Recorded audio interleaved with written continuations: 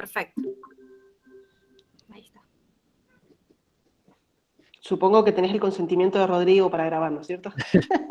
Pero, si no, está. no quiero una demanda después internacional. No, hombre, para nada. Necesitamos abogados internacionales. Bueno, bienvenidos a todos y a todas. Desde la Facultad de Derecho, desde el área de internacionalización y del área de derechos humanos, estamos muy contentos, por un lado, de tantas personas que se hayan interesado en esta jornada, en esta disertación del doctor Rodrigo Chávez Fierro, palabra más que autorizada, que ahora va a presentar Cintia. Por un lado por ese lado estamos bastante contentos con la convocatoria. Lamentablemente no es para un tema que sea muy, muy ameno.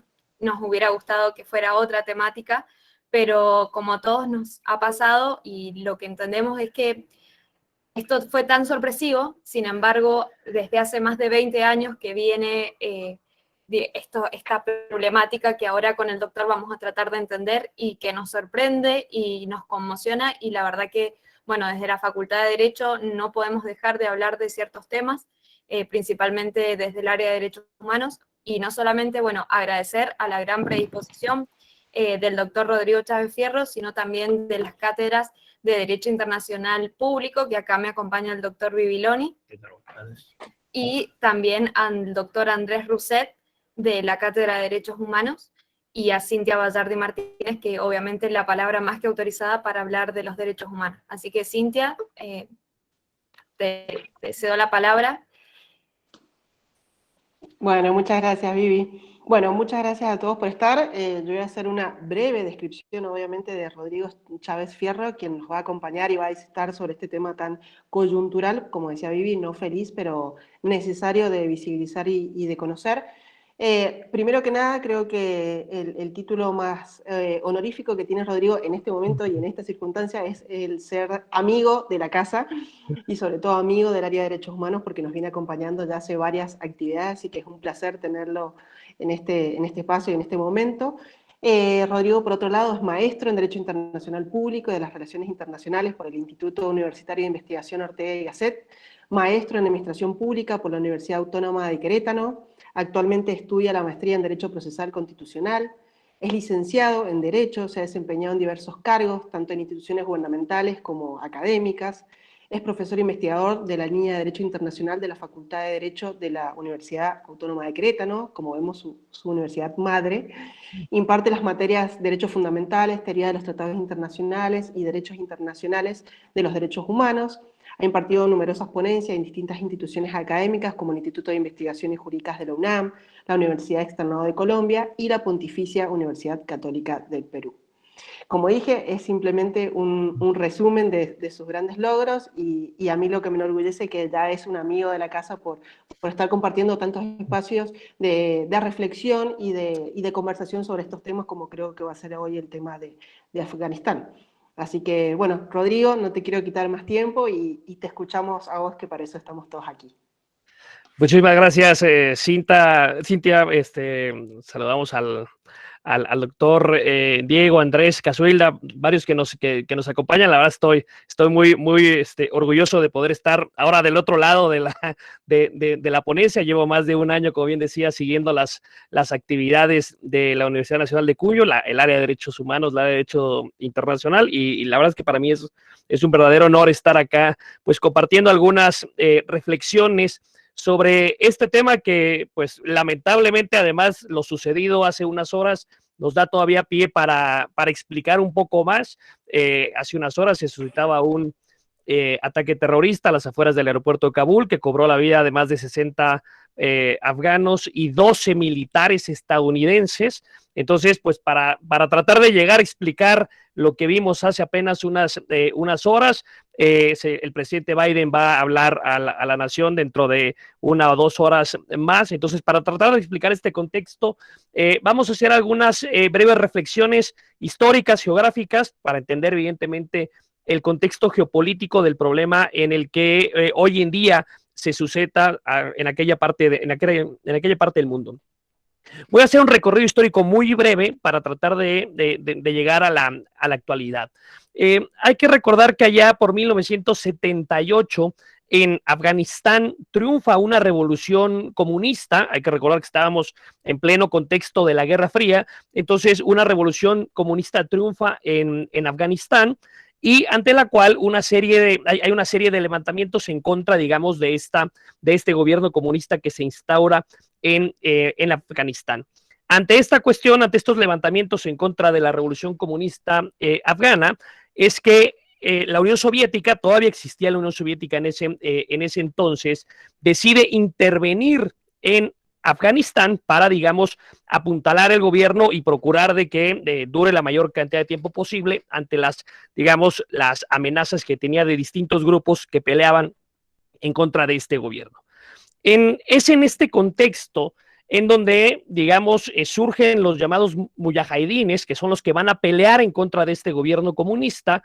Y en este contexto de la Guerra Fría, obviamente Estados Unidos, pues, le llama la atención esta lucha que los mujahidines hacen en contra del que en ese momento era su principal rival, y entonces deciden, digamos, financiarlos, ¿no?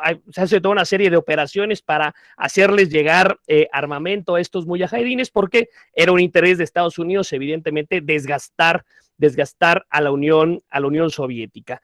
Esto provoca que en el 89 los soviéticos abandonen Afganistán y comience, digamos, un poco el desmoronamiento de lo que era la Unión Soviética, y esto ocasiona que en 1992 ya este gobierno comunista es derrotado allá en Afganistán.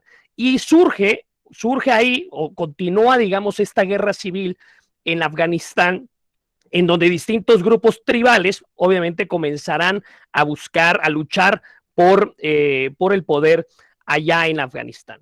Es en este contexto de esa guerra civil que se hace después del abandono del gobierno comunista en Afganistán, en donde en 1994 surge como tal ya este grupo que se denominan los talibanes, que, digamos, la traducción de talibán es la de estudiante, de estas personas, digamos, que estudiaban en escuelas de enseñanza del Islam, y que además muchos de estos talibanes eran excombatientes mujahidines que pelearon contra la intervención soviética en la década de los 80. Poco a poco los talibanes comienzan a tener un mayor control del territorio en Afganistán, hasta que en 1996 los talibanes se hacen del control de Kabul y prácticamente del 80-90% del territorio de Afganistán. Los talibanes, digamos, la raza, ¿no? Que no son árabes, digamos, son pastunes, digamos, es la gente que vive en esa zona, y profesan una vertiente del Islam sunita, que es el salafismo, que es, digamos, una interpretación muy radical del Islam.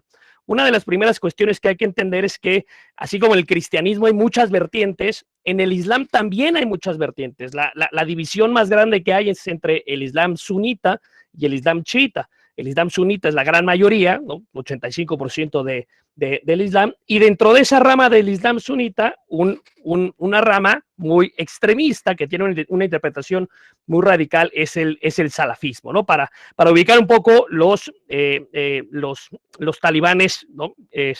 Conocer un poco más de ellos. Los talibanes permiten, ya cuando se hacen del control de Afganistán, permiten que grupos terroristas como Al-Qaeda utilicen el territorio afgano como campos de preparación. Esta es otra distinción que hay que hacer. Una cosa son los talibanes y otra cosa es Al-Qaeda, ¿no? Al-Qaeda era un grupo terrorista encabezado por Osama Bin Laden, que era un ciudadano saudí. Muchas veces pensamos que Osama Bin Laden era un afgano. No, Osama Bin Laden y muchos de los que participaron en el ataque terrorista del 11 de septiembre eran saudíes, no eran de Afganistán. Utilizaban Afganistán como un centro de operaciones por las facilidades, digamos, que les daban los talibanes, que, digamos, compartían, ¿no? Una cierta visión del Islam, y permitían que Al-Qaeda y otros grupos terroristas pudieran asentarse en Afganistán y utilizarlo como campo de operación y de preparación. Vienen los ataques terroristas del 11 de septiembre y la comunidad internacional demanda a los talibanes que entreguen a Osama Bin Laden, para que sea juzgado por digamos, por los ataques terroristas del 11 de septiembre. Obviamente los talibanes se niegan a realizar esta entrega de Osama Bin Laden, y es entonces cuando viene la intervención de Estados Unidos y de una buena cantidad de estados de la comunidad internacional en Afganistán. Aquí solamente voy a dejar dos temas para que se los pregunten a sus maestros de internacional o para que desarrollen en la clase de internacional lo que sucedió en 2001. Una primera pregunta es si, con base en las reglas de la responsabilidad internacional, se puede hacer responsable a los talibanes de los ataques del 11 de septiembre por, digamos, permitir en su terreno que Al-Qaeda pudiera realizar toda esta operación, ¿no? Entonces, un primer problema, que no voy a entrar a él, pero para que lo puedan ver en sus clases de internacional pública, es la cuestión de una posible atribución de responsabilidad internacional a los talibanes o al Estado afgano en ese momento por permitir que Al-Qaeda utilizara su territorio para llevar ataques terroristas en otro estado.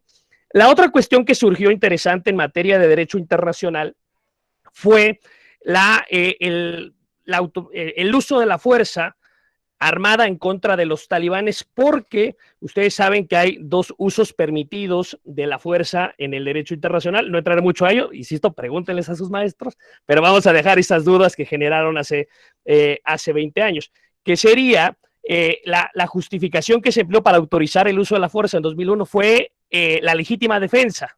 No fue una utilización del Consejo de Seguridad, que es la otra vertiente, sino fue más como una autorización de legítima defensa, pero de hechos que ocurrieron, la invasión fue posterior a, digamos, los ataques terroristas. Esas son cuestiones que se pueden debatir desde el derecho internacional, y evidentemente lo que fue después la invasión de Irak en 2003, que es así, obviamente, contraria al derecho internacional. Pero bueno, regresemos al análisis geopolítico. Viene la invasión a Afganistán y prácticamente a la coalición le tomó pocos meses tomar Kabul y unos meses más, digamos, ya desintegrar las redes de operación de Al-Qaeda en Afganistán.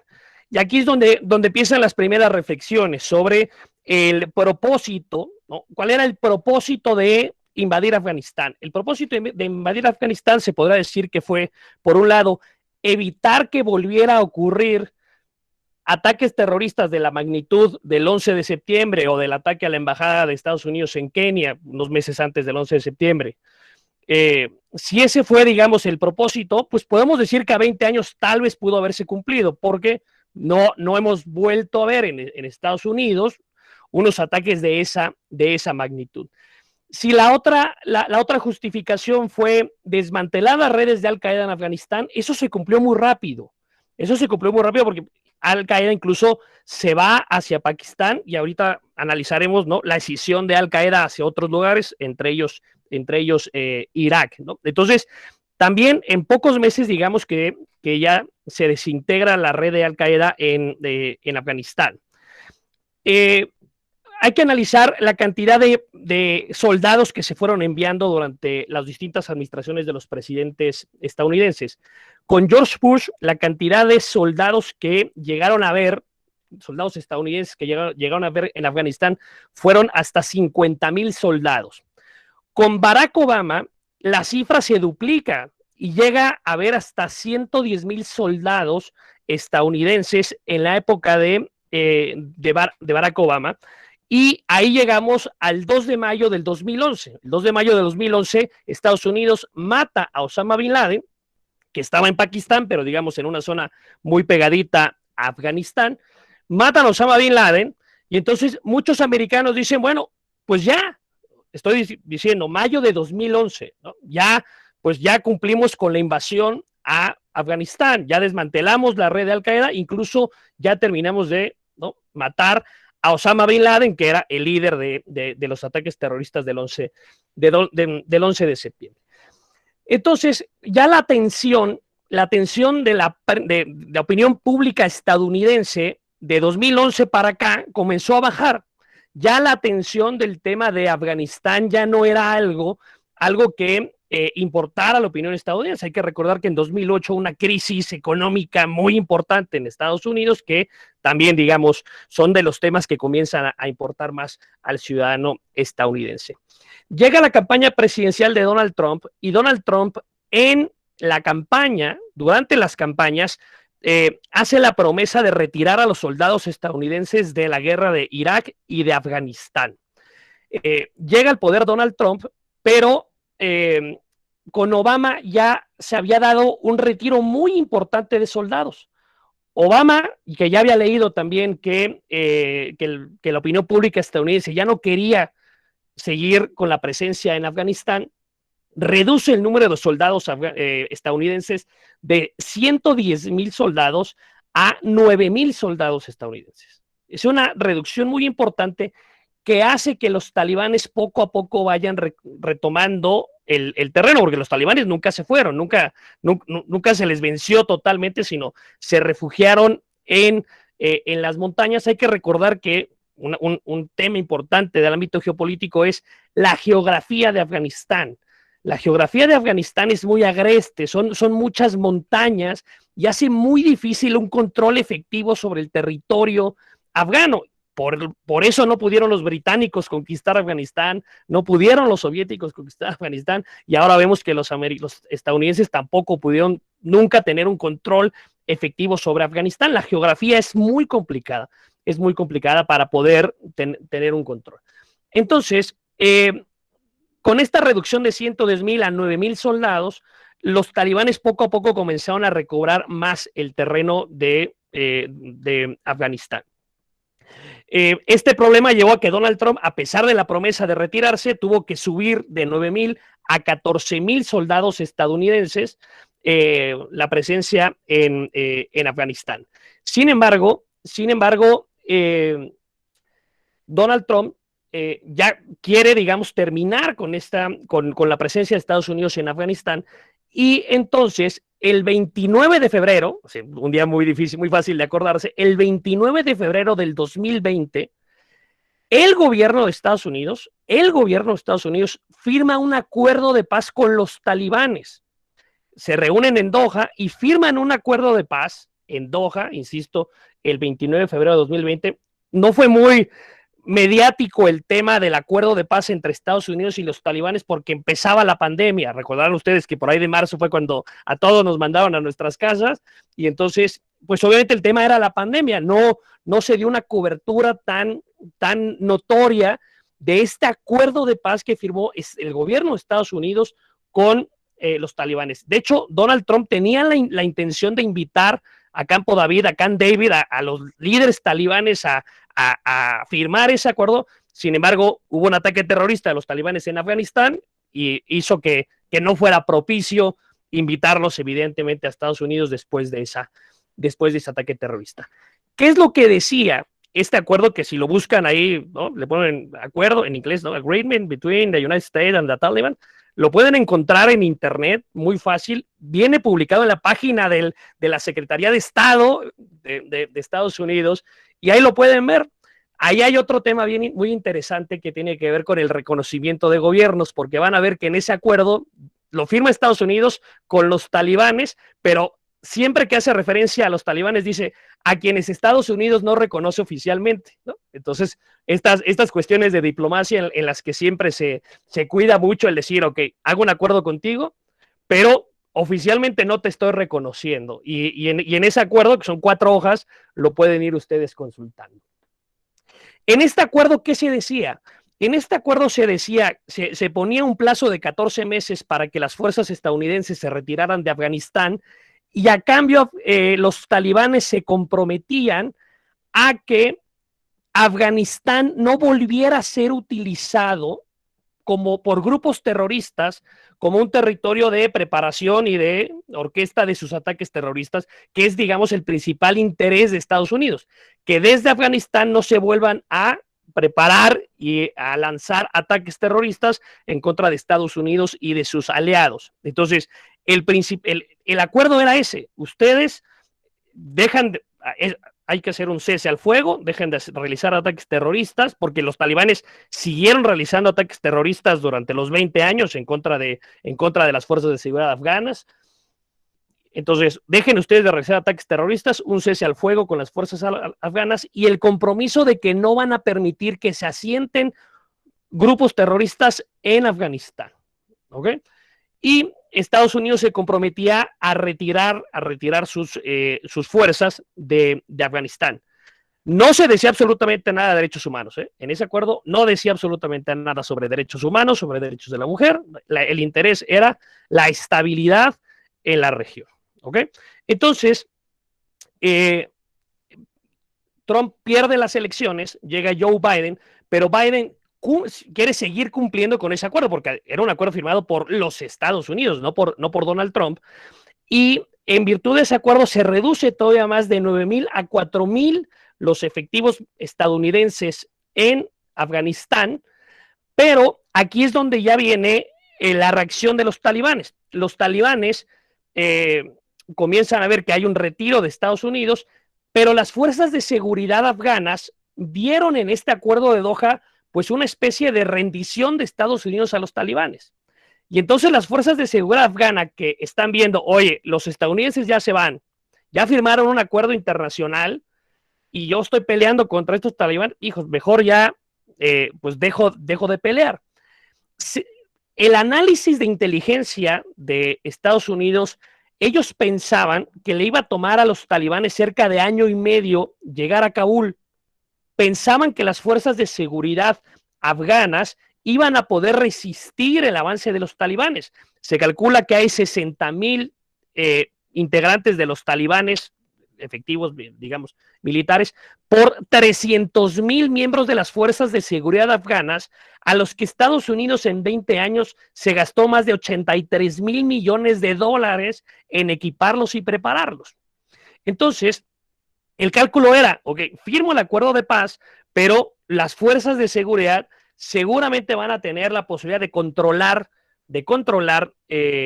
a los talibanes por más de 1 año y medio antes de llegar a Kabul. El problema es que, insisto, Biden retira, se queda con 4,000 y comienza a darse esta suma, digamos, de la cuestión del acuerdo, el retiro de los soldados estadounidenses, una percepción de abandono de las fuerzas de seguridad afganas de que ya se están yendo los estadounidenses, porque los estadounidenses y la OTAN los apoyaban sobre todo con bombardeos, ¿no? Con una fuerza aérea que les permitía, digamos, detener el avance de los talibanes.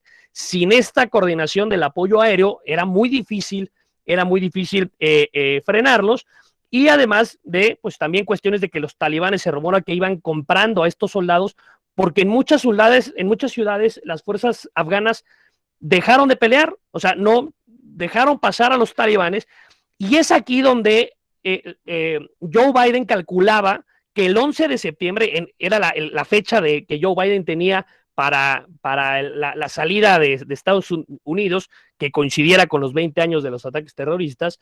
Ellos pensaban que para el 11 de septiembre iban a poder ya salir todo ordenado, pero es cuando viene el avance sistemático de los talibanes en Afganistán sin ningún tipo de oposición, y es cuando llegan a Kabul, que ni los propios talibanes se creían la facilidad con la que llegaron a Kabul, en donde la gente que venía huyendo de los talibanes, que iba hacia Kabul porque pensaban que ahí iban a estar seguros, había mucha gente ya viviendo en parques y en calles allí en Kabul, huyendo del avance de los talibanes en distintas ciudades. Cuando llegan a Kabul es cuando vemos esta desesperación de la gente de, oye, ya llegaron estos cuates y no queremos, o sea, me acuerdo del régimen que había hace 20 años, donde pues era una interpretación, insisto, muy estricta del Islam, muchas cuestiones, y era porque además no solamente era por lo que los talibanes podían hacer, sino porque muchos afganos durante estos 20 años apoyaron a las fuerzas de seguridad y a Estados Unidos y a los países de la OTAN como traductores, como servidores públicos. Entonces, claro que hay un miedo de que los talibanes identifiquen a todas estas personas que por 20 años apoyaron, digamos, a los invasores, y claro, pues tienen miedo de que los talibanes regresaran y comenzaran a realizar ataques en contra de estas personas que apoyaron a los países de Occidente. Y entonces es ahí cuando veíamos estas imágenes de hace 2 semanas en el aeropuerto de Kabul de gente queriéndose subir al avión, y lamentablemente estas imágenes de gente cayendo del avión por el miedo, porque ya llegaron los talibanes de forma muy rápida a Kabul. El presidente afgano salió huyendo, literal, huyendo del país, y entonces es donde viene todo esta cuestiones de tropiezos por parte de los distintos estados para sacar a la mayor cantidad de gente posible. ¿Cuál es entonces ahorita la cuestión de lo que tenemos que ver a corto y a largo plazo? A corto plazo, ahorita la atención está en cómo sacar de Afganistán, de Kabul, a las fuerzas de seguridad de los distintos países y a los aliados afganos que estuvieron apoyando al régimen, pero es una cuestión muy difícil. Vemos cómo el control del aeropuerto cada vez se complica más. Los talibanes dijeron, vamos a permitir que se salgan los aliados, no vamos a atacar el aeropuerto, vamos a permitir que se salgan, pero evidentemente, pues tampoco quiero que se vayan todos los afganos, porque no quiero que se vayan la gente que son ingenieros, que son médicos. Entonces, ahorita está en esta situación de quienes sí y quienes no pueden llegar al aeropuerto y subirse a un avión para salir. La fecha establecida por Biden y también por los talibanes es 31 de agosto.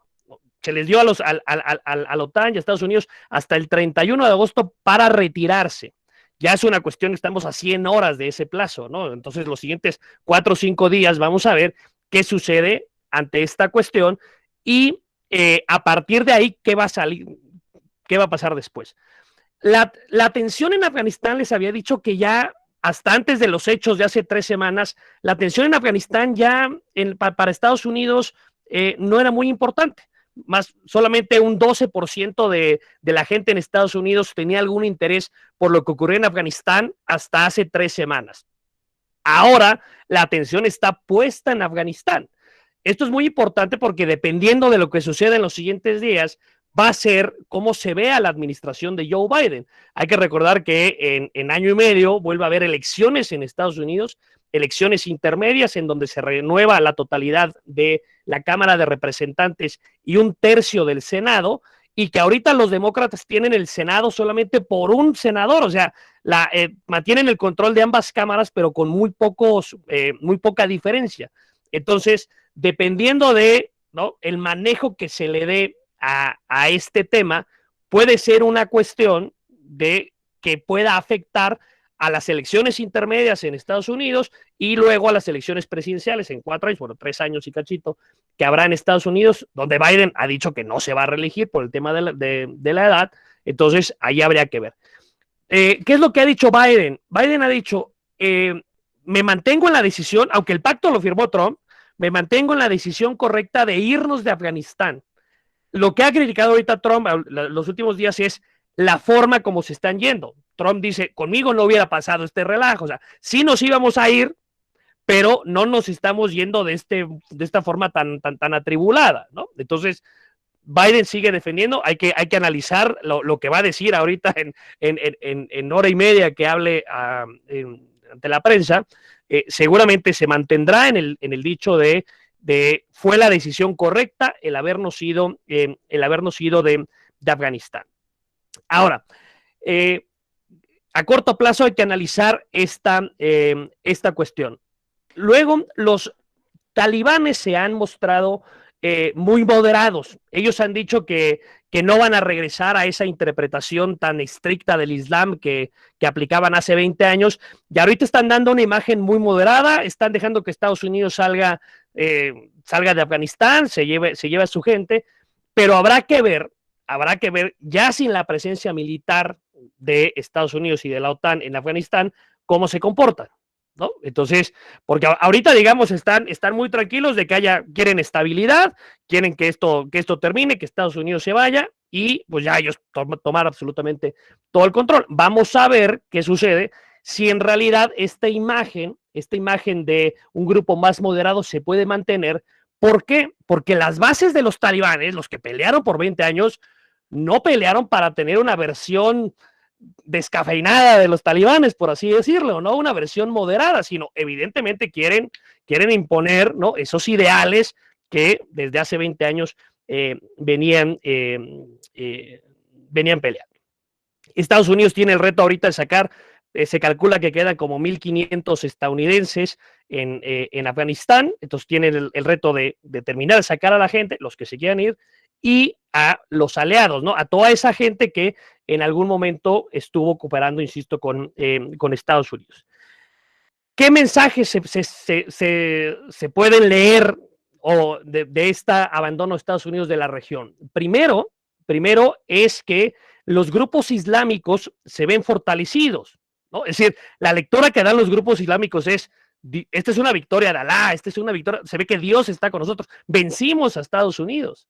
Y esto fortalece a los grupos islámicos en todo el mundo, no solamente a los talibanes.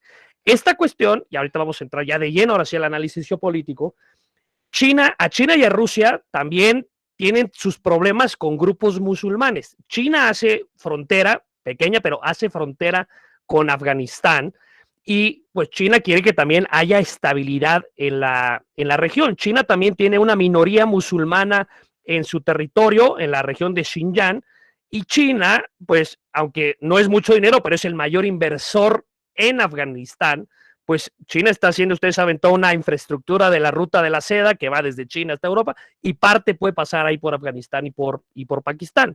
Entonces, China quiere estabilidad porque también hay unos recursos minerales interesantes que tiene Afganistán. No hay petróleo, pero hay algunos recursos minerales que China necesita, por ejemplo, litio, para su economía.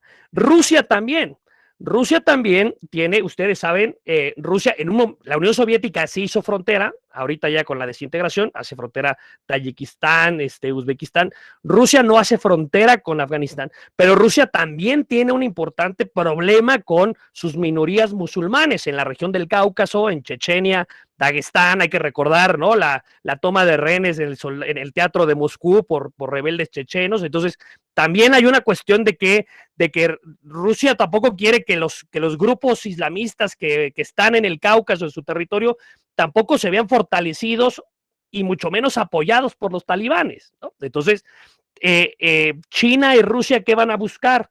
Estabilidad en la región. Porque, insisto, temen que estos grupos islámicos puedan verse fortalecidos. Irán hace frontera con Afganistán. En Irán se profesa la otra rama del Islam, el Islam chiita. Irán no apoyaba a los talibanes,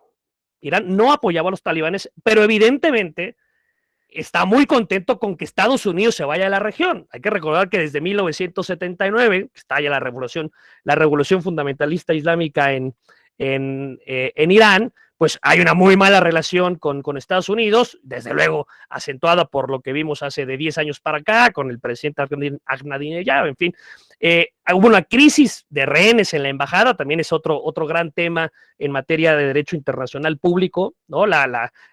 Otro tema para responsabilidad internacional, ¿no? Los actos reconocidos como propios del Estado, ¿no? También ahí es un tema muy interesante, el del asunto de la embajada, de la demanda de Estados Unidos contra Irán. Pero recordar que hubo un intento también del presidente Carter de rescatar a los rehenes de la embajada, que fue un fracaso, y parte de que el presidente Carter no se pudiera reelegir fue la mala gestión de la crisis de los rehenes en Irán, y terminó ganándole George Bush padre en la reelección. Esto lo digo para ver cómo estos asuntos que podemos ver muy lejos pueden tener un impacto en la política de Estados Unidos. Y acá nosotros, México, pues sí estamos bien cerquita de Estados Unidos, y cualquier cambio que haya en la política estadounidense, pues claro que afecta no solamente a México, sino desde luego a toda la región, ¿no? Entonces, para ir viendo cómo lo que podemos ver un poco lejos puede tener un impacto en cuestiones más cerca. Les decía, Irán pues ve con buenos ojos que Estados Unidos se vaya de la región, porque Afganistán está pegadito, ya no quería Hay que recordar que Irán está entre Afganistán e Irak, ¿no? O sea, primero invades Afganistán, luego invades Irak, y yo soy enemigo tuyo desde hace 40 años, pues veo con buenos ojos que te vayas y que además, pues, se vayan de una manera poco digna, ¿no? Ese es como digamos, los rivales de Estados Unidos están viendo esta salida de Estados Unidos como, digamos, de forma apresurada, un poco digna. Tanto a China como a Rusia como a Irán, no son países, pues muy interesados en el discurso de los derechos humanos. Lo que les importa a estos países es que haya estabilidad en la región. Entonces, ¿qué tenemos que analizar? Ahorita ya para dejar también espacio para algunas preguntas. Bueno, todavía me faltan 2 puntos importantes para entender lo del ataque terrorista de la mañana.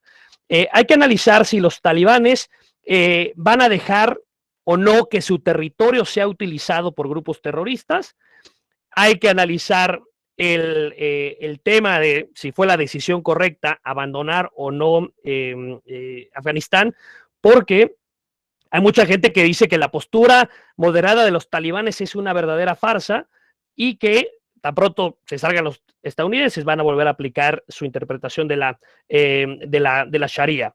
Estados Unidos, insisto, estaría proyectando un mensaje de debilidad en la región, un fallo de su inteligencia, no es posible que no hayan previsto que los talibanes pudieran llegar en una semana a Kabul.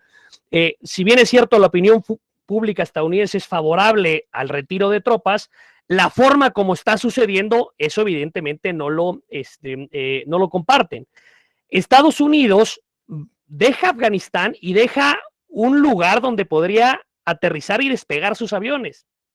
Es decir, para muchos estadounidenses nos estamos saliendo de una región que nos permitía tener presencia, y siempre la salida de una superpotencia de una región es ocupada por otras superpotencias, ¿no? Entonces, evidentemente, Rusia y China van a querer ocupar esos espacios que deja Estados Unidos.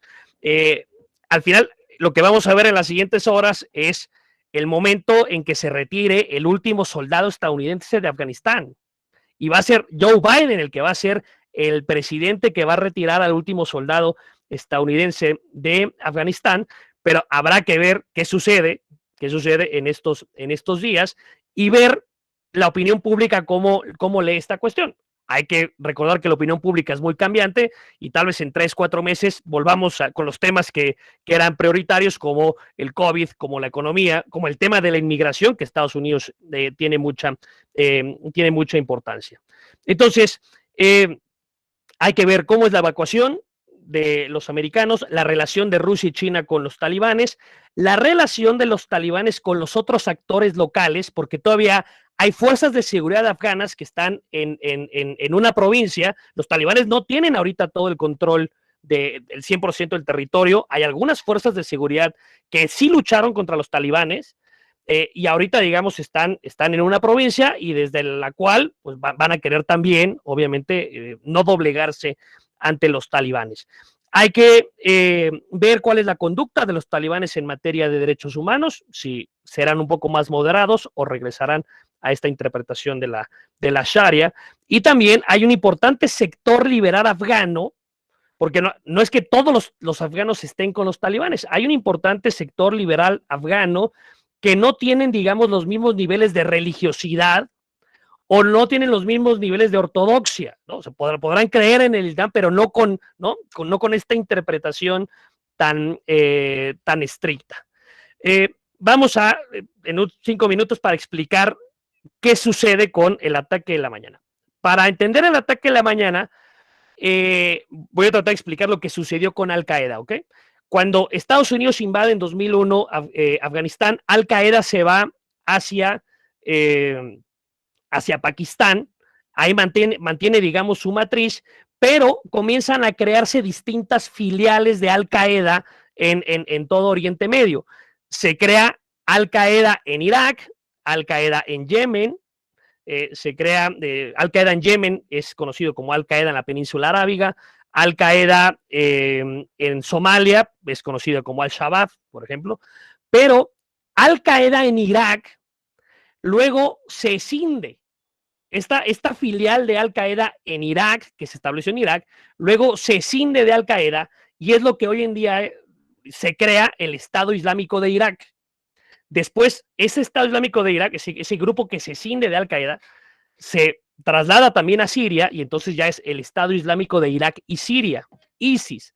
Entonces, el Estado Islámico se sale de Al-Qaeda y entra en un conflicto del Estado Islámico con Al-Qaeda por el liderazgo de la yihad islámica, por ser el grupo que más jale financiamiento, que más jale personal, ¿no? O sea, que sea, digamos, el grupo al que la gente quiera adherirse para pelear por los ideales de la yihad islámica. Hubo este enfrentamiento por cuestiones de la guerra siria, en donde hay un rompimiento entre el Estado Islámico y Al-Qaeda, y el Estado Islámico, digamos, le gana la batalla mercadológica. Hay que recordar que hace 5 o 6 años no se hablaba nada de Al-Qaeda, solamente se hablaba de ISIS, del Estado Islámico, que tuvo un importante control territorial en Irak y Siria y después, digamos, fue vencido. Pero el Estado Islámico, así como Al-Qaeda tuvo sus filiales, el Estado Islámico también comenzó a tener sus filiales y tenía su filial en el Sinaí, su filial en el norte de África. Hubo grupos como Boko Haram que pelean en Nigeria, pero que, digamos, le juran lealtad al Estado Islámico, y una filial del Estado Islámico es la que se conoce como ISIS-K o ISIS-Khorasan, que fueron los responsables del ataque terrorista de la mañana. Me explico por qué. Llegan, digamos, elementos del Estado Islámico a Afganistán para, pues, convencer a gente que peleó con los talibanes, gente que era de Al-Qaeda, porque se entendía que había una especie de eje entre talibanes y Al-Qaeda desde hace 20 años. Entonces, gente del Estado Islámico le dice, no, o sea, nosotros somos en realidad los que representamos la verdadera yihad, los valores del Islam es lo que nosotros peleamos, y no por lo que los talibanes, que míralos, están ya haciendo pactos con los occidentales, ¿no? Se sentaron en Doha con los occidentales, ¿no? Entonces, nosotros somos los verdaderos representantes de la yihad, y comienza el ISIS-K, ¿no? la filial del Estado Islámico en Afganistán, a tener cierto control de partes del territorio afgano y a realizar ataques terroristas contra los americanos, digamos, que los que tienen control, pero también contra la población civil afgana. Hace 3, 4 meses, ISIS-K había realizado ya varios ataques terroristas en Afganistán, ¿no? Entonces, lo que sucedió hoy fue que no fue un ataque, no es que los talibanes estén obstaculizando la salida de personas del aeropuerto, sino fue un ataque que ahí sí ya se veía venir. Aquí sí la inteligencia funcionó, ya se veía venir, ya se sabía que era probable que ISIS-K hiciera este ataque terrorista a las afueras del aeropuerto. ¿Para qué? Para desestabilizar al gobierno talibán con el que están peleados, porque están peleados con Al-Qaeda y están peleados con los talibanes. Entonces, una cuestión que habrá que ver también es la capacidad de control que los talibanes puedan tener sobre su propio territorio para evitar que el Estado Islámico, digamos, pueda hacerse del control de ciertas partes del territorio en Afganistán. En el acuerdo de Doha que les decía, ahí los talibanes se comprometían a someter al Estado Islámico, Al-Qaeda, que eso, digamos, son como que socios, pero sobre todo al Estado Islámico, porque Occidente o Estados Unidos advierte que hoy en día es más peligroso el Estado Islámico que Al-Qaeda.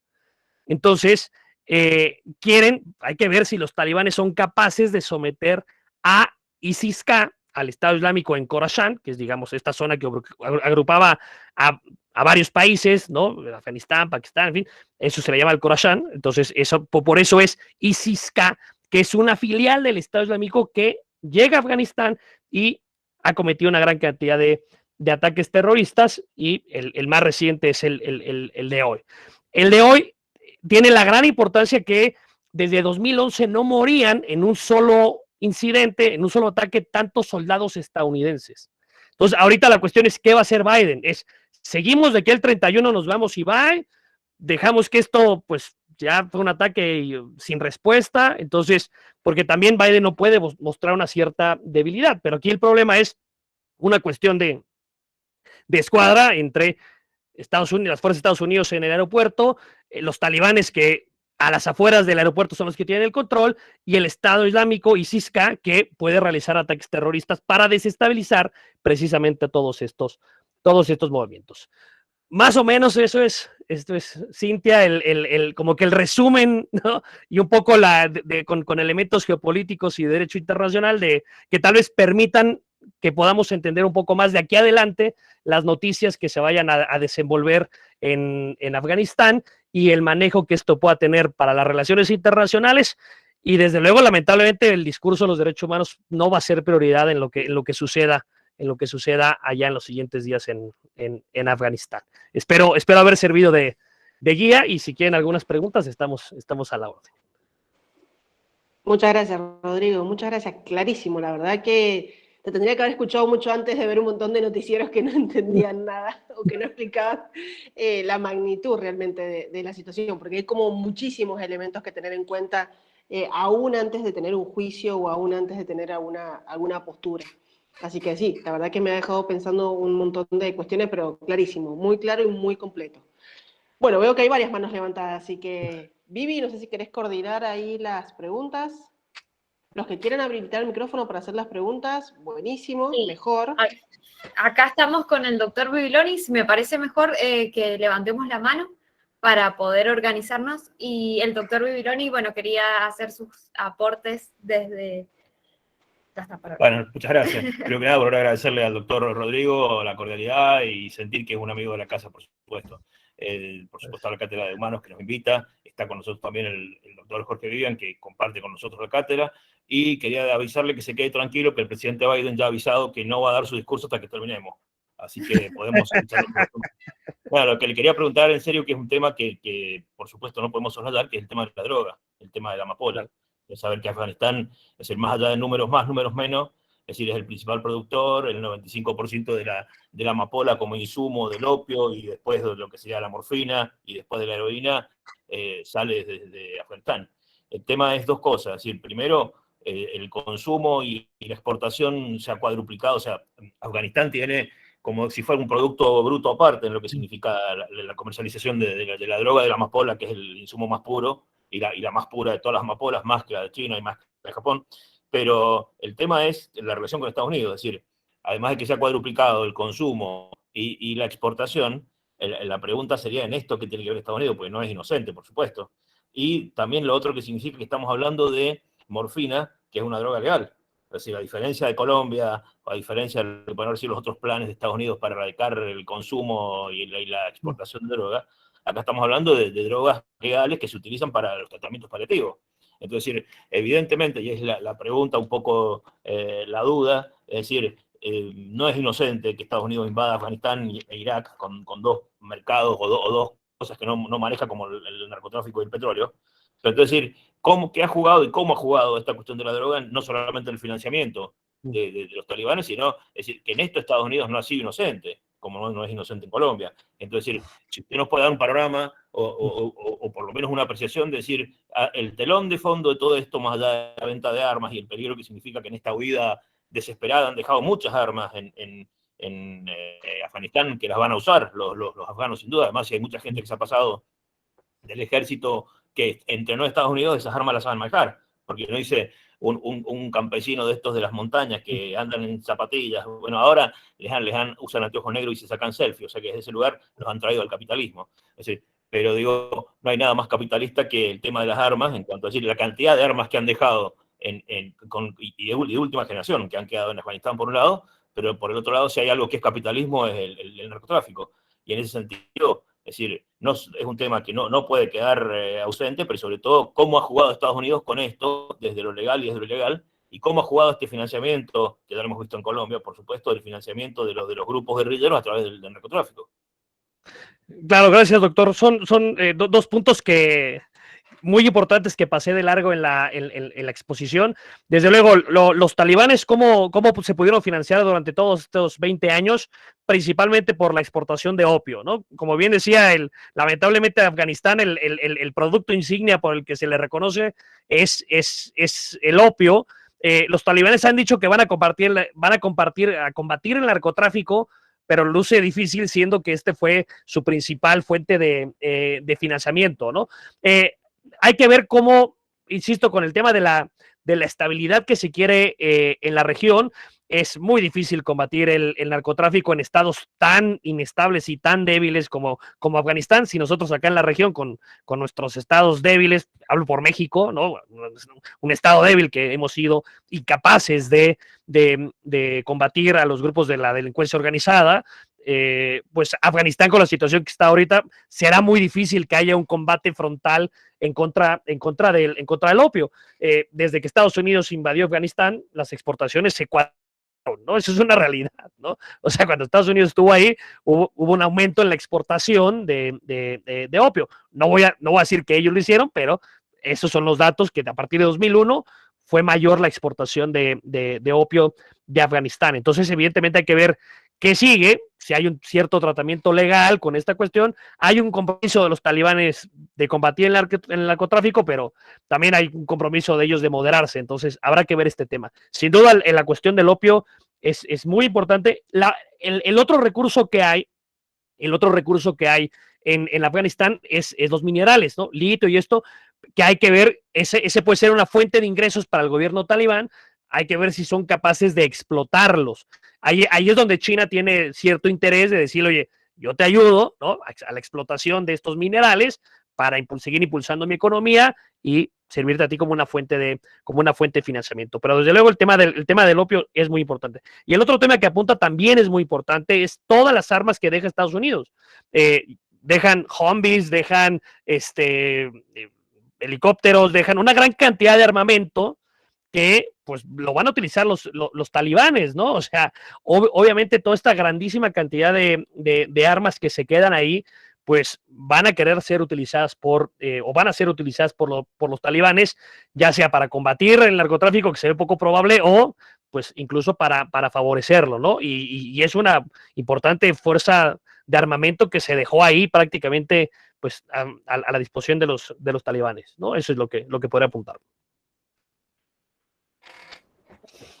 Perfecto. Sí. Doctor, muchísimas gracias. Vamos a pasar ahora a la siguiente pregunta. María Victoria Tomic tenía la mano levantada. Sí, yo quería saber si se sabe, seguramente, de algo respecto de las organizaciones internacionales, si se sabe si van a intervenir, si están pensando en intervenir, si ya han intervenido, por ejemplo, la OTAN, sé que intervino, pero si hay alguna discusión, no sé, dentro de la ONU, porque Afganistán es parte de la ONU y me parece que ahora se están empezando a ver crímenes contra los derechos humanos que son bastante evidentes, y quería saber si hay algún plan de intervención o lo que sea. Claro, también otro tema que pasamos de largo. Ahorita, evidentemente, el Consejo de Seguridad inmediatamente llamó a sesiones. El Consejo de Derechos Humanos también ya se pronunció. Ahí creo que no se nombró un relator para hacer una gran investigación, sino más bien creo que el Consejo de Derechos Humanos determinó que el alto comisionado de las Naciones Unidas, la señora Bachelet, hiciera un informe sobre sobre la situación, ¿no? Esto respecto a lo que el Consejo de Derechos Humanos, tengo entendido, votó ayer o antier. Naciones Unidas es muy grande, entonces hay que ir viendo quiénes pueden hacer algo. ACNUR, evidentemente, tiene que ser un grandísimo trabajo, la Agencia de Naciones Unidas para los Refugiados, para en los países vecinos, tal vez estar en la capacidad de ayudar o recibir algunos refugiados que quieran salir por tierra hacia otros países. Entonces, la labor de ACNUR sin duda será muy importante. Y del Consejo de Seguridad, el Consejo de Seguridad se ha reunido. ¿Qué es lo que puede hacer el Consejo de Seguridad? En el peor de los casos, ¿no? En el que se comiencen a realizar algunos actos de crímenes de lesa humanidad, o sea, este tipo de cuestiones que podría, digamos, la comunidad internacional intervenir. ¿qué es lo que pasa en Consejo de Seguridad? En Consejo de Seguridad puede tomar algunas medidas preventivas, o sea, si ve que la situación escala a niveles de violencia intolerables, podrá tomar algunas medidas preventivas tipo de bloqueos económicos. Muchos estados ya han anunciado que han retirado la ayuda económica en materia de cooperación internacional que recibía Afganistán, que era una gran cantidad de dinero para ellos. Para ellos ya muchos países han dicho no voy a mandar dinero a un gobierno talibán. Han cortado eso, pero puede haber algunos bloqueos. Y en el peor de los casos, autorizar un uso de la fuerza. Es poco probable que esto se dé. Es parte de la relación que tenemos que seguir entre los talibanes y China y Rusia, ¿no? Es decir, Rusia y China, ¿qué quieren? Estabilidad. Quieren estabilidad en la región. ¿Hasta qué medida China y Rusia van a tolerar, ¿no?, ciertos actos de... En el tema de Siria, pues Rusia ha tolerado lo que quiera, ¿no?, al gobierno de Siria, ¿no? Entonces, ¿en qué medida van a tolerar, ¿no?, hasta qué punto van a permitir? Porque sabemos que sin el voto, o más bien, ¿no?, con el voto en contra, porque si se abstienen se puede tomar la decisión, pero si hay un voto en contra de los 5 miembros permanentes del Consejo de Seguridad, no pasa ninguna resolución, ¿no?, con base en el capítulo 7º de la Carta. Entonces, ahí habrá que ver, es parte, insisto, de la relación de China y Rusia con el gobierno de los talibanes. Oficialmente todavía no tengo entendido que haya habido ya un reconocimiento de gobiernos, otra figura mucho del derecho internacional. Seguramente van a buscar, ¿no?, que son una importante cantidad de estados los que reconozcan al gobierno de los talibanes. Todavía no se da, pero eso es parte, digamos, de lo que podamos ver en los siguientes días. Yo no creo que se vaya a volver a autorizar un uso de la fuerza. Se tendrá que desencadenar una serie de cuestiones para que esto se autorice, que no prefiero ser historiador a futurólogo, pero veo difícil, ¿no?, que pueda darse una situación en la que el Consejo de Seguridad dé esa autorización para volver a intervenir en Afganistán. Habrá que ver desde el Consejo de Derechos Humanos qué medidas de presión puedan hacerse, y desde luego la ACNUR, ¿no?, apoyando a los refugiados que huyan de Afganistán, ¿no? Esa es un poco como que la visión que podemos ver desde las organizaciones internacionales. Muchas gracias, María, por la pregunta. Gracias. Vivi, perdóname un minuto, pero les voy a pedir a Ernesto y a Julia que me esperen un segundo para las preguntas. Le quiero dar la palabra a la profesora Casilda, que la veo también que levantó la mano. No solo agradecerle que nos está acompañando, a la profesora Casilda, como el profesor César Villegas, que también lo he visto por ahí, bueno, Diego, Jorge, y sobre todo a Casilda le quiero dar la palabra porque es realmente un mérito que en vacaciones, porque allá están en vacaciones por España, y a las 10 de la noche está acompañándonos. Así que, Casilda, si querés te damos la palabra para una pregunta, y bueno, después ya sigo con ustedes, Ernesto y Julia. Pues muchísimas gracias y buenas noches desde Sevilla, efectivamente a finales del mes de agosto a las 11 de la noche y terminando este verano tan caluroso que estamos teniendo por aquí, como bien sabe mi compañero César Villegas, que hoy he tomado café con él, y muy breve, porque lo interesante son ustedes indiscutiblemente. Lo primero, darle las gracias y felicitarles. Ha sido una charla, una intervención, una exposición magnífica, necesaria para todos y especialmente para nuestros alumnos, pero no tengo ningún problema en reconocerle, profesor, que los datos como usted los ha manejado y como los datos que ha aportado han resultado sumamente interesantes. Esa libretita que bromeaba con ella a través de nuestro Facebook, le puedo asegurar que está llena de datos, ¿no?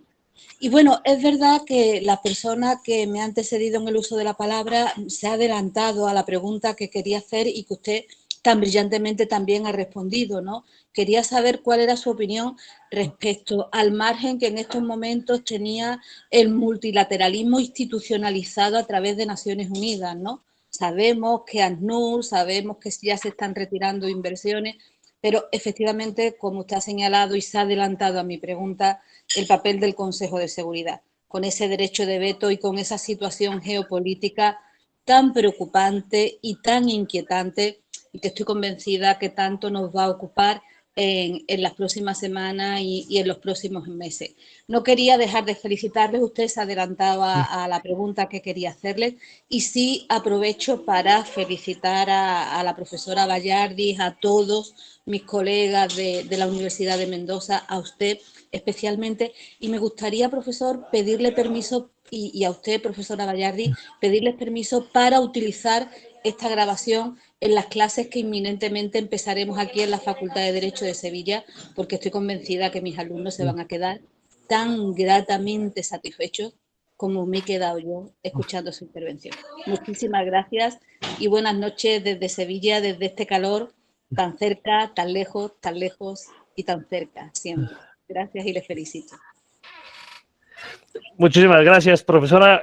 La verdad es que para mí, digo, no podemos decir cosas buenas de la pandemia porque no hay nada bueno en la pandemia, pero esta posibilidad de conexión, que ya las universidades era algo que queríamos hacer, sabíamos que teníamos que hacer en algún punto, pero que la pandemia nos obligó a acelerar, ha abierto unas puertas increíbles de poder estar, a mí la tecnología en tiempo real, estar triangulando Argentina, México y España comunicándonos, esto la verdad hace que se enriquezca mucho y es una cuestión que la Universidad de Cuyo ha entendido y ha abierto sus programas y sus eventos y la verdad es que ha aprendido muchísimo en el último año gracias al trabajo que se hace desde la Universidad de Cuyo y los ponentes muy buenos que ponen, yo no, otros ponentes muy buenos que van y muy agradecido con sus palabras, doctora. Y sí, desde luego lo que ahorita vamos a ver es cuestiones más de la teoría del realismo de las relaciones internacionales, ¿no? Los intereses de los estados van a ser en este momento más la estabilidad que cuestiones de derechos humanos, ¿no? Lamentablemente no es un tema prioritario para las potencias que van a tener sus ojos centrados en Afganistán, la situación de los derechos humanos. Obviamente sí buscarán cierta estabilidad, porque cuestiones de crímenes graves contra la humanidad provocan grandes movimientos de refugiados y los países vecinos no quieren, ¿no?, recibir una gran cantidad de refugiados ahora por el tema de Afganistán, pero habrá que ver desde luego ahí el tema del multilateralismo será esencial para saber en qué medida la comunidad internacional no es indiferente a lo que pueda llegar a sucederse en Afganistán. Pero pues el margen de maniobra que pueden tener yo creo que va a ser muy limitado, muy limitado. Precisamente venimos saliendo de una intervención. Es muy difícil que pueda haber alguna otra cuestión, algunos mecanismos de presión, sobre todo si hay un interés de Rusia y de China de que nadie se meta ahora en esta zona del mundo, que ahora ya voy a entrar yo a que sea mi área de influencia y no la de Estados Unidos.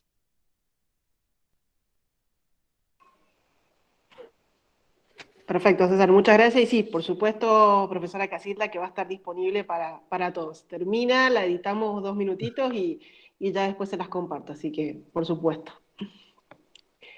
Bueno, voy a aprovechar, ya hice la excepción, perdónenme Ernesto, 2 minutos, el último, el profesor César Villegas, que también está a las 11 de la noche desde España acompañándonos, le doy la palabra también. César, muchas gracias por estar. Hola, ¿qué tal? Muy buenas noches. ¿Qué tal? Buenas noches. Me quiero sumar, antes que nada, a la felicitación que ha hecho mi compañera, querida amiga de la Facultad de Derecho de la Universidad de Sevilla, la profesora Casilda Rueda, por esta magnífica actividad. A mi queridísimo amigo Rodrigo, por esta ponencia que ha sido muy didáctica, clarificadora, con su siempre atinado análisis de las situaciones geopolíticas. La verdad es que yo conozco a Rodrigo y he tenido la oportunidad, pues, de compartir varios espacios académicos con él. Sé de su claridad, ¿no?, en el análisis. Y no sé, yo comprendo realmente la realpolitik, comprendo perfectamente los intereses de las grandes potencias, ¿no?, en aquella región. Pero, no sé, es algo que me sale del corazón, ¿no? Viendo las imágenes que estamos presenciando a través de los medios de comunicación, de la desesperación de la gente y tal. Los países que se han implicado en la recepción de personas concediéndoles el estatus de refugiado lo han hecho porque han estado esas personas implicadas precisamente en los medios de comunicación, en la colaboración, en la traducción, en el apoyo a las potencias occidentales que tuvieron presencia en Afganistán. Pero me gustaría preguntarle a Rodrigo, ¿qué futuro ve para el ciudadano de a pie, para las personas normales, comunes y corrientes como nosotros, que tienen un futuro muy negro por delante? Esta semana México ha recibido a un contingente de chicas afganas, personas preparadas, es un capital humano que los estados están aprovechando. Pero ¿qué va a pasar con el ciudadano de a pie, Rodrigo? ¿Cuál es el lugar para aquellas víctimas civiles inocentes que han sido abandonadas a su suerte por parte de las potencias occidentales, que tienen un compromiso con esa gente, ¿no? Muchas gracias. Profesora Bayardi, también le felicito por esta actividad, muchísimas gracias. Aunque sean las 11 de la noche, nos estemos muriendo del calor, aquí estamos muy interesados siguiendo esta actividad. Enhorabuena, queridos amigos, y muchísimas gracias por darme el uso de la palabra. Muchísimas gracias, César, te mando muy fuerte abrazo. Tenemos ahí una invitación pendiente ahora tuya acá a Querétaro, y le voy a cobrar el favor también a la maestra Bayardi también para que hable acá a los alumnos de Querétaro, pague la visita acá a Querétaro. Y sí, efectivamente, César, la cuestión de la gente, lamentablemente, pues pasará, es difícil decirlo de esa forma, ¿no? Pero un poco a segundo plano, ¿no? O sea, lo que tú decías de la parte de la Realpolitik, hay que ver ahorita, los estados quieren estabilidad y evidentemente ningún tipo de violaciones graves de derechos humanos va de la mano con una cierta estabilidad.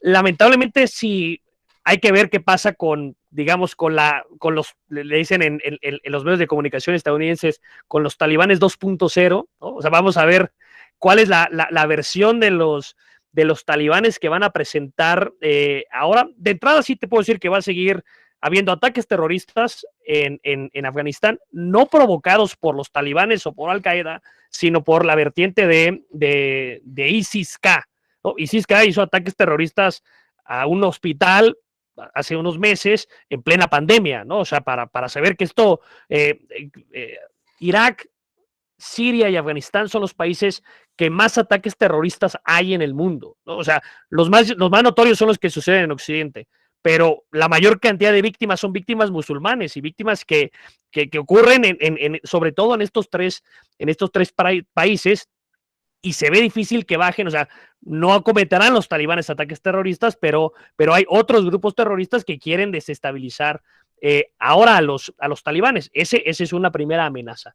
Y la segunda es ver qué qué interpretación del Islam nos van a presentar ahora los talibanes. Si es la misma que tenían hace 20 años, y en algunas provincias que antes de Kabul, algunas ciudades de Kabul que fueron conquistando anteriormente, ya habían mandado el mensaje a las mujeres universitarias de esto se acabó, usted se regresa a su casa, ¿no? Entonces, habrá que ver, insisto, también, no es un solo movimiento talibán unificado. O sea, hay varios tipos de grupos dentro de los talibanes. Algunos tal vez ahorita un poco que quieren ser un poco más moderados, pero hay otros que quieren regresar a lo que veíamos hace 20, 25 años en Afganistán, que es que las mujeres se educan hasta los 10 años y luego a su casa, que no pueden salir de su casa sin la compañía de un hombre, poca libertad de expresión, pocas expresiones artísticas, algunas penas crueles, inhumanas y degradantes, algunos actos de algunos delitos, ¿no? Entonces, ahorita no sé qué versión digamos, de qué interpretación del Islam vayan los talibanes a querer aplicar, ¿no? Porque dentro de ellos mismos estoy seguro que puede haber algún conflicto. Puede haber algunos que dicen, no, hay que moderarnos tantito para ya quedarnos en el poder. Habrá otros que van a decir, nosotros peleamos para que se instaurara esta interpretación estricta de la Sharia, y entonces habrá que ir viendo. Desde luego no es un panorama para nada alentador, sobre todo para las mujeres, que pues en estos 20 años muchas mujeres lograron no solamente llegar a universidades, sino incluso a puestos políticos. O sea, había un parlamento afgano con mujeres representadas ahí, cuestión que hoy en día con la visión de los talibanes luce difícil que esto se mantenga, e incluso ir viendo pues muchas de estas personas que por 20 años colaboraron, pues tienen este miedo de que los talibanes pues les vayan a pagar por su colaboración con los estados occidentales. Entonces, hasta hombres, digamos, que pueden tener un poquito más de libertad, es claro que tienen ciertas reservas si fueron personas que colaboraron con el régimen de los talibanes, con Estados Unidos y con la OTAN, pues desde luego tienen miedo de lo que pasa, y es que subirte al avión, es que esa imagen de la gente cayéndose al avión, creo que es sintomática del miedo de la gente, de lo que puede venir y del recuerdo de lo que fue los talibanes hace 20 años. Entonces, no luce alentador, pero por otro lado, ¿cuál es la respuesta a la comunidad internacional? La intervención no creo que se vaya a suscitar, o sea, van a estar, pues, digamos, ¿no?, dejados un poco a su suerte, y por eso no hay que dejar de poner la atención en lo que sucede en Afganistán, porque tampoco es que vivieran ya las mujeres en la panacea en Afganistán, ¿eh? O sea, las mujeres en los últimos 20 años en Afganistán siguieron siendo víctimas de violencia, como es en todo el mundo, pero lamentablemente, pero también en Afganistán no es que ya tuvieran todos sus derechos garantizados, ¿no? Se puede poner todavía peor la situación para ellas, y por eso hay que estar pendientes, no desentendernos del tema y ya nada más enterarnos cada 10, 15 años a ver qué sucede por allá por Afganistán, ¿no? Clarísimo. Bueno, ahora sí, les voy a dar la palabra a Julia y Ernesto, y después le voy a pedir, seguramente, vi por ahí también que está Marina Rosa, bueno, que es abogada, profesora, ella también comparte con nosotros varias actividades del área de derechos humanos y está actualmente residiendo en Washington, trabajando en la Comisión Interamericana. Entonces, me gustaría un poco, Marina Rosa, que nos contaras cómo se percibe también todo esto desde allá. Pero bueno, no quiero retrasar más las preguntas de Julio y Ernesto primero. Julia, te escuchamos. Hola, ¿cómo les vamos? Buenas tardes. Mi pregunta un poco fue respondida ya y va hacia cómo ISIS-K, que quiere como lo que usted dijo de desestabilizar a los talibanes, y si usted cree que esta como guerra entre talibanes y ISIS-K va a llevar a que sea como peor la situación de la que ya es. Claro, Julia, gracias. Es complicado, ¿no? Hay que ir viendo la problemática es cómo se va a aplicar, digamos, la Sharia ahí en Afganistán. Si los talibanes aplican, digamos, una interpretación muy, muy dura, pues tal vez sus simpatizantes se quieran seguir manteniendo en las filas de los talibanes. Si se relaja esta cuestión, que ojalá lo haga, pero si se relaja esta cuestión de esa interpretación tan estricta, pues habrán muchos de estos yihadistas que no se van a sentir identificados con los talibanes y van a encontrar en ISIS-K una buena fuente de poder expresar ahí su interpretación. Y la otra cuestión es, nuevamente, la llegada de los talibanes tampoco es que tengan un control efectivo sobre todo el territorio. Ahora le va a pasar a ellos, ¿no?, siendo la autoridad encargada de la seguridad, chocar con todos los problemas de mantener un control sobre todo Afganistán. Entonces, hay que ir viendo, ISIS-K también con todo el financiamiento que puede ir teniendo y el apoyo de combatientes que pueden tomar de países cercanos, de exrepúblicas soviéticas, de gente de Irak, ¿no? O sea, que vaya y ahora pelee con esta notoriedad. O sea, poco sabíamos de ISIS-K hasta hoy en la mañana. Eso es lo que provoca el terrorismo. O sea, además de las víctimas que hay que lamentar, el día de hoy, 72 víctimas, por lo menos hasta el corte de hace unas horas. El terrorismo es eso, el terrorismo busca por medio del terror mandar un mensaje, ¿no? Y aquí el mensaje es, no, a ver, espérense, no, o sea, los talibanes, no, nosotros somos los importantes, ¿no? Entonces, esto con lo que decía César, es lo que puede venir un incremento, ¿no?, en la instabilidad para que ISIS retome, digamos, un control que perdió ya en Irak o en Siria, en el que ya fue gravemente disminuido, y ahora tal vez pues centrarse en Afganistán, ¿no? Entonces, es difícil ver hacia el futuro, pero desde luego ISIS-K ahora va a tener, con esta notoriedad que está teniendo este ataque terrorista, seguramente va a recibir mayor atención, y con la mayor atención es mayores recursos humanos, mayores recursos materiales, mayor financiamiento, y esto desde luego no es una buena noticia. Muchas gracias. De nada. Ernesto, ¿te escuchamos? Bueno, buenas tardes. Bueno, sí, de alguna manera también mi pregunta fue contestada con anterioridad, muy claro la exposición, y apuntaba a esto de si quizás no en lo inmediato, pero a largo plazo, si se siguen dando estas cuestiones de violación de derechos humanos, o si se puede dar una escalada bélica mucho mayor de la que ya sucedió, y con todas estas cuestiones del armamento que dejó Estados Unidos. Me imagino que va a haber ahí una pugna entre este grupo islamita, o este grupo ISIS-K que bueno, fue el autor del atentado de hoy, entre ellos y los talibanes, y bueno, seguramente futurología no se puede hacer, pero si ese panorama es de alguna manera desalentador, y va a haber escalas bélicas aún mayor en la zona. Sí, seguramente vamos a seguir viendo esta guerra de guerrillas, ¿no? Que son muy desgastantes, que el terreno de Afganistán es muy propicio para ello. Entonces, esto seguramente, porque digamos, hay como, escuchaba en la mañana, hay más o menos como 1,500 combatientes de ISIS-K, pero no es que estén todos reunidos en una ciudad, ¿no? Están pues diseminados y sí mantienen cierta comunicación, y hoy en día, esta es otra cuestión que quiero apuntar, ya no vemos estos ataques terroristas como los del 11 de septiembre o los del ataque a la embajada de Estados Unidos en Kenia.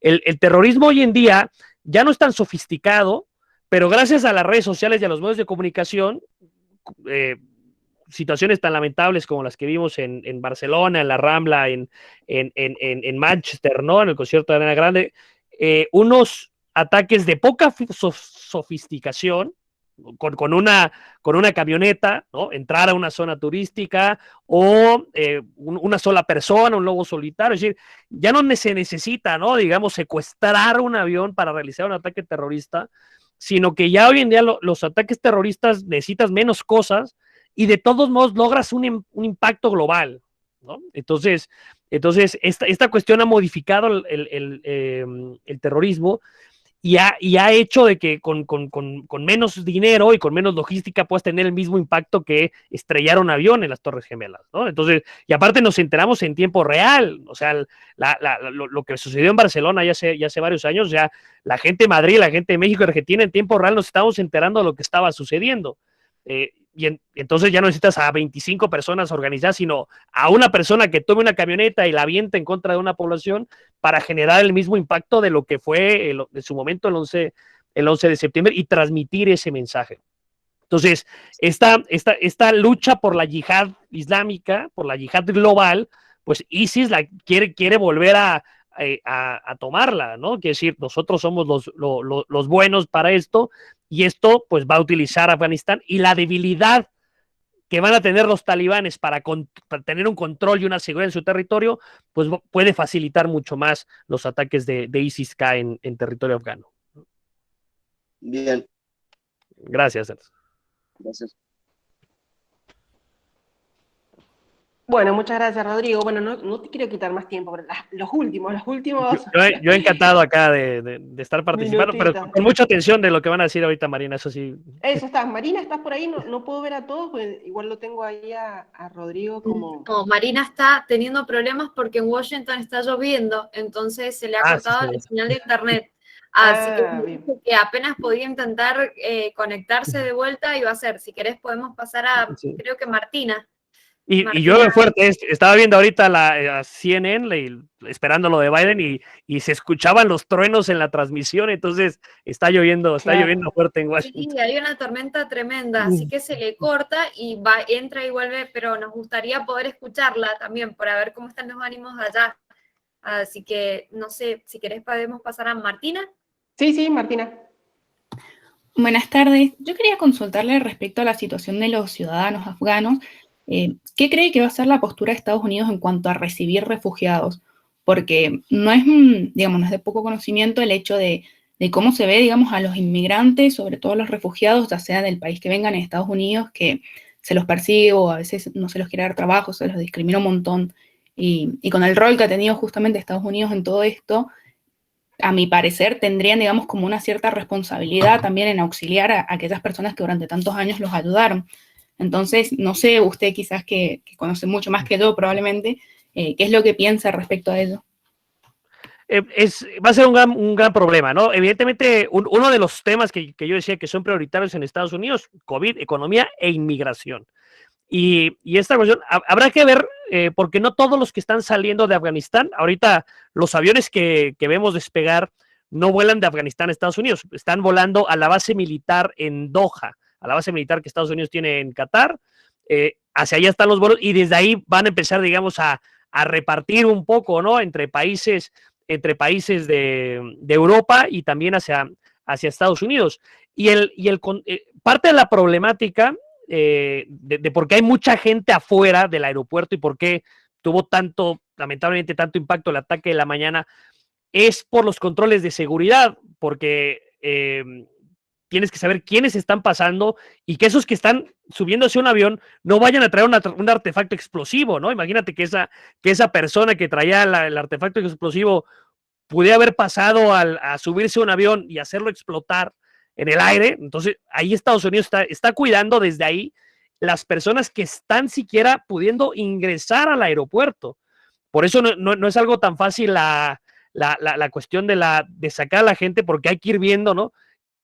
Y muchas de estas personas, todos sus papeles que tienen para acreditarse ante Estados Unidos, al mismo tiempo se convierten en amenazas.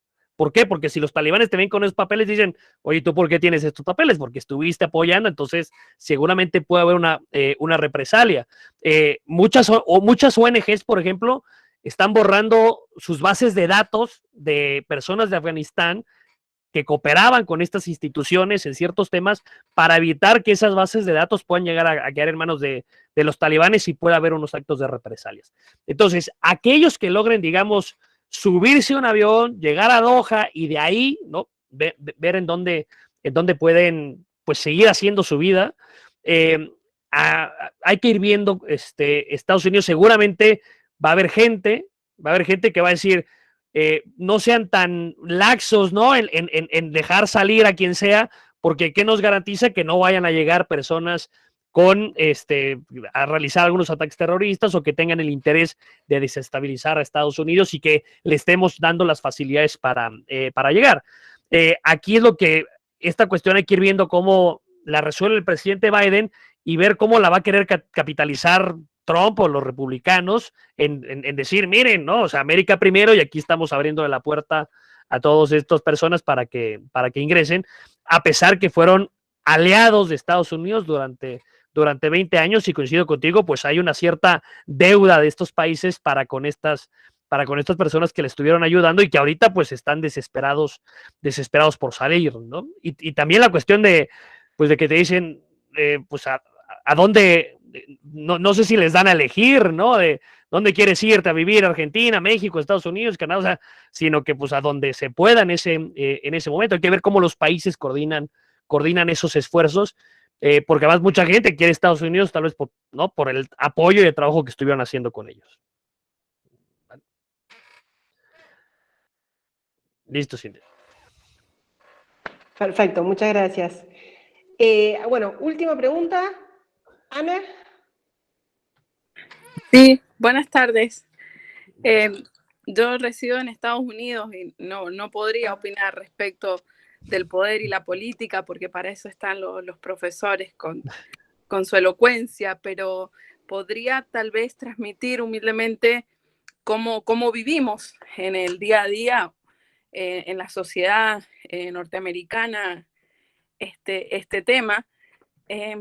Veo también por lo que he escuchado, una concepción errada acerca de la apertura de este país a la inmigración. Si bien las políticas migratorias tienen muchos baches, la cantidad de multicultura y lo cosmopolita que es este país evidencian que es un país de inmigrantes abierto a la inmigración. Ningún país tiene una política inmigratoria restricta. Yo lo podría ejemplificar con mi vida. Tengo vecinos jamaiquinos, egipcios, tengo una mezquita musulmana iraní en la esquina de mi casa. O sea, es un país de inmigrantes y hay muchos remedios para ayudar a integrar inmigrantes. Hay concejales que han obtenido asilo político escapando de las FARC en Colombia, que ahora están en mi pueblo, en la municipalidad. Ha habido campañas enormes para ayudar a los niños de Sudán en su momento y reintegrarlos acá socialmente y darles una vida digna y tratar de adaptarlos al sistema. Pero es evidente que está polarizada la sociedad. Acá hay dos Estados Unidos.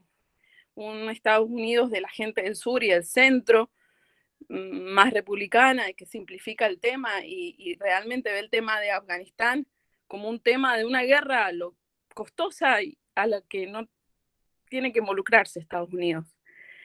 Pero sinceramente un sector también amplio de la sociedad del este, del oeste, que es más tolerante y empático, ve la situación de los derechos humanos. Y a través, yo veo acá que las ONG, yo trabajo en una, y ya se están preparando para recibir a gente afgana. De hecho, en Queens hay una organización de mujeres afganas que está haciendo una campaña muy grande para ya conseguir abogados que ayuden a la gente que venga a tramitar a las mujeres que vengan pedidos de asilo, a las mujeres que quieran voluntariamente ayudar a esta mujer a integrarse a la sociedad, ayudarlas a hacer un trámite, una compra, cómo se inscribe un hijo en una escuela. Yo quería transmitir esto porque yo noto muy persistentemente esta visión de que el americano medio es totalmente apático a estas cosas y no le interesan. Y esa sociedad ha cambiado, por lo menos está dividida. Y cada día es más la gente que realmente quiere ayudar, quiere hacer un cambio. Mucha de la gente que fue a Afganistán fueron maestras, fueron médicos, fueron gente joven idealista que fue para hacer un cambio realmente.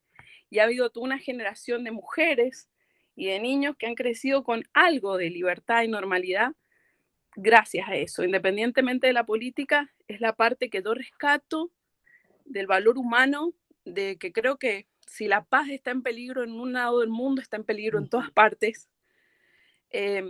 Y la verdad que yo creo que este tema acá, la gente la veo conectada a las noticias de Afganistán como nunca en general. Y bueno, yo creo que independientemente de las malas decisiones de poder y de la política, veo un grado de apertura y de conciencia y de empatía con estas personas muy grande que se está reflejando en todas las organizaciones y las personas que ya se están preparando para ayudar. Quería compartir eso. Muchas gracias. Muchas gracias, Ana. Desde luego, y por eso muchos de estos refugiados quieren ir hacia Estados Unidos por las facilidades que el país, ¿no? les da para una mayor integración, el que hay mucha gente con los que ellos se identifican, ¿no? Acá por ejemplo, en mi ciudad, te puedo decir que no hay una sola mezquita, ¿no? Evidentemente, y en México no sé si llegamos a 15, 20, o sea, yo no identifico una mezquita así importante en el país, ¿no?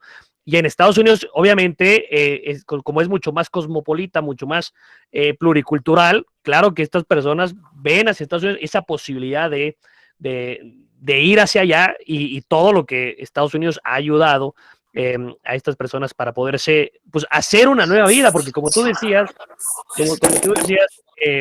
el aprender un nuevo idioma, ¿no? El primero dónde voy a vivir, el saber qué va a pasar con mis hijos, el cómo me lo van a recibir y desde luego, pues, que haya organizaciones que vayan a ayudar a estas personas a rehacer su vida, porque pueden ser personas que hablan poco inglés o lo que sea, y vivir en un nuevo país, quemando todo, ¿no? O sea, dejando atrás todo lo que tenías en Afganistán y empezar desde cero. Desde luego todas las ONGs estadounidenses que puedan ayudar en esto, desde luego van a hacer una gran labor en los siguientes meses. Muchas gracias, Rodrigo. Bueno, muchas gracias, Ana, también por tu aporte. Obviamente sumamente valioso y más Claro. viniendo de allí. Bueno, no sé, Vivi, si está Marina Rosa, ¿pudo? No, Marina no está, ya me mandó que les han dado alerta de huracán, así que no se va a poder conectar. Tal vez arriba de una palmera nos pueda contar, pero no. Bueno, no, está más que justificada. Bueno, entonces yo creo que ya podemos dar por cerrada este encuentro. Rodrigo, mil gracias. La verdad que no me gustó, me encantó, superó totalmente mis expectativas, tu claridad y tu completitud en realidad del tema. Gracias a todos los participantes, además por las preguntas, por los aportes, porque esto hace, digamos, que todos podamos nutrirnos un poco más de la realidad y de nuestro lugar. Gracias a la cátedra, Diego, por acompañarlo, a todos los profesores que están y profesoras que veo acá presentes de diferentes lugares del mundo, que se han hecho este tiempo a cualquier hora para también escuchar a Rodrigo. Y bueno, no sé, Diego, si querés saludar o algo. No, simplemente agradecerte como siempre la generosidad tuya y de Andrés, que nos invitan siempre desde la Cátedra de Derechos Humanos a la Cátedra Internacional Público, que somos toda la Universidad Nacional de Cuyo, Mendoza, Argentina, y por supuesto volver a agradecerle al doctor y a todos los que están presentes, pues son temas de los que tenemos la necesidad de seguir charlando, y bueno, en buena hora que abramos estos espacios y que la universidad siga siendo el lugar de encuentro y la educación siga siendo el lugar de libertad y para crecer de todas partes del mundo. Así que un abrazo grande para todos. Muchas gracias, Diego, muchas gracias. Bueno, Vivi, ¿querés cerrar? Bueno, no, sin más, obviamente es un placer para nosotros haber escuchado esta disertación súper objetiva y haber entendido un poquito más, así que, y gracias a todas las personas que se unieron un montón y se mantuvieron durante toda la charla y por los aportes que hicieron posteriormente. Así que, bueno, es un placer reencontrarnos y esperamos que bueno, yo realmente espero no encontrarnos en otras charlas así, para hablar de temas tan delicados y tan duros para el mundo, porque esto, si bien no nos afecta ahora directamente a nosotros, tal vez algún coletazo nos vaya a tocar en algún momento de esta problemática. Así que, bueno, un placer escucharlo, doctora. Muchas gracias, Cintia, por sumarte, y por la organización. Así que gracias a todos. Toda violación a un derecho humano nos afecta y nos duele. Exactamente. Desde luego. Muchísimas gracias a todos por los comentarios que pusieron acá, acá lo estuve leyendo. Y Cintia, pues muchísimas gracias por la invitación. Esperemos haber cumplido con las expectativas. Y bueno, ya estaré pendiente ahí de los eventos de la Universidad de Cuyo para robarte el hipervínculo de acceso a las pláticas de gran nivel y reconocer la proyección internacional que tiene la Universidad Nacional de Cuyo, y desde luego por el trabajo que sus maestros hacen. Andrés, Diego, tú, la verdad es que desde acá, desde México, se ve la proyección que tiene la Universidad de Cuyo, y esperemos luego volver a competir con otro equipo ahí en el Cuyum del siguiente año. Ojalá, los esperamos. Bueno, y también nosotros en cualquier momento, cuando quieras el servicio, estamos por allá por Querétaro, felices. Así que bueno, muchas gracias, muchas gracias.